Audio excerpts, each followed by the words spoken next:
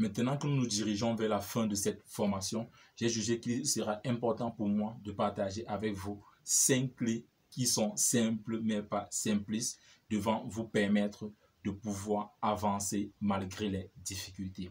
Et quand je dis avancer malgré les difficultés, parce que si tu m'as suivi, si tu as été attentif dans cette formation, tu seras d'accord avec moi pour dire qu'à partir du moment où tu as défini un nouveau cap, à partir du moment où tu t'es fixé des objectifs dans la vie, automatiquement, que tu le veuilles ou pas, tu feras face à des difficultés. Et cela s'appelle tout simplement la vie.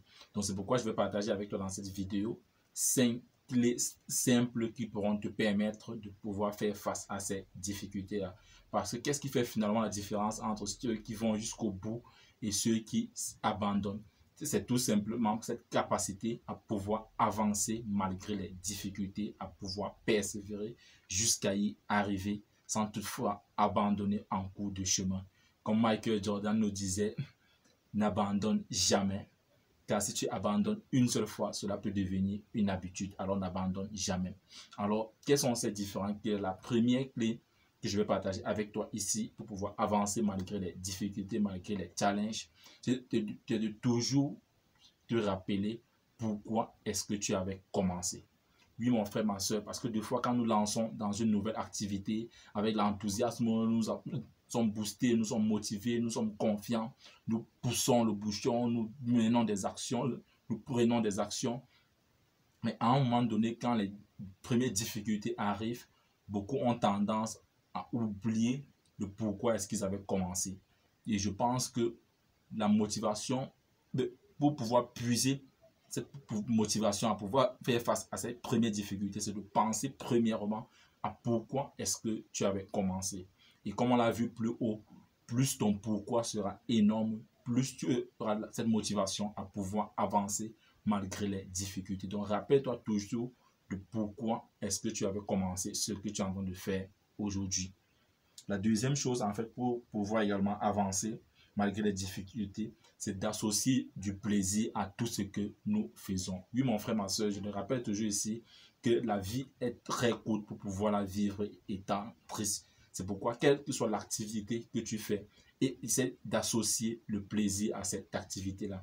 C'est pourquoi l'un de mes mentors également, qui est Franck Nicolas, a l'habitude de répéter tous les jours: apprenez à ne pas être sérieux avec votre vie.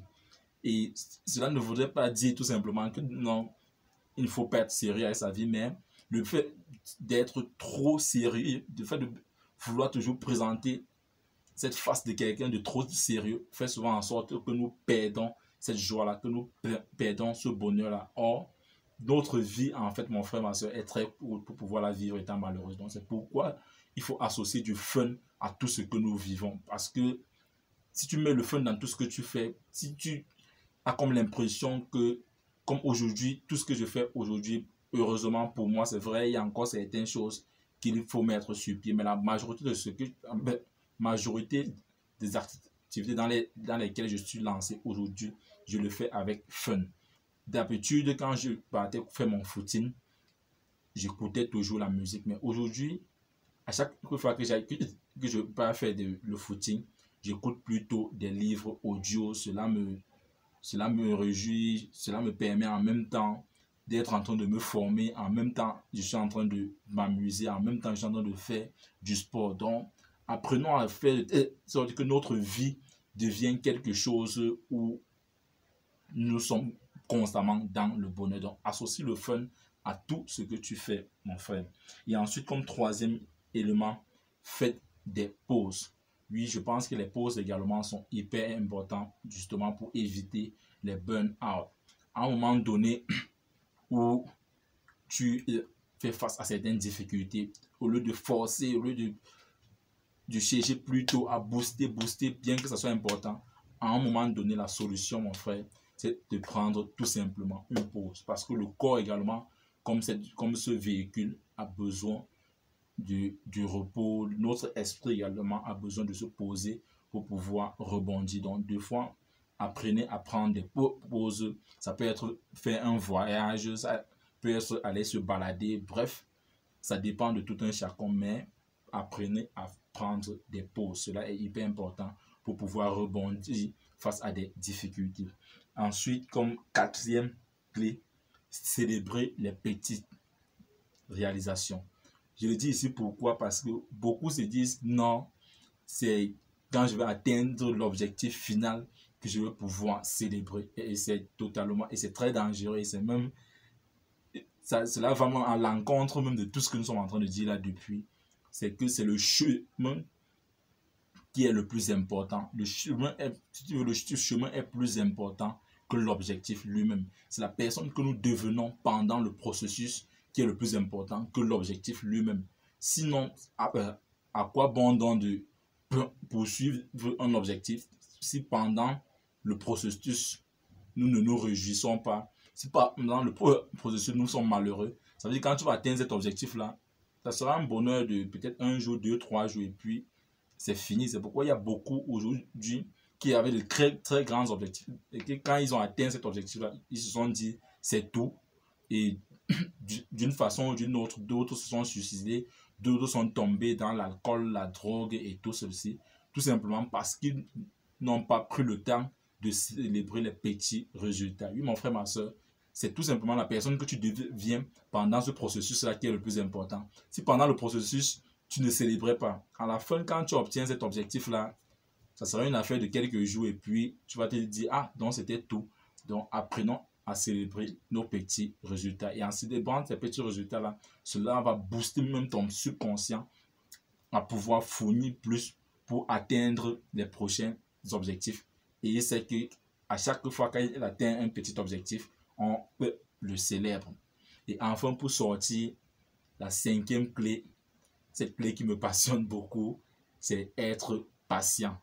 Et ceci me passionne beaucoup parce que j'aime prendre généralement l'exemple du bambou chinois. Oui, mon frère, ma soeur, c'est une découverte également que j'ai fait et que beaucoup de personnes ignorent cette histoire du bambou chinois.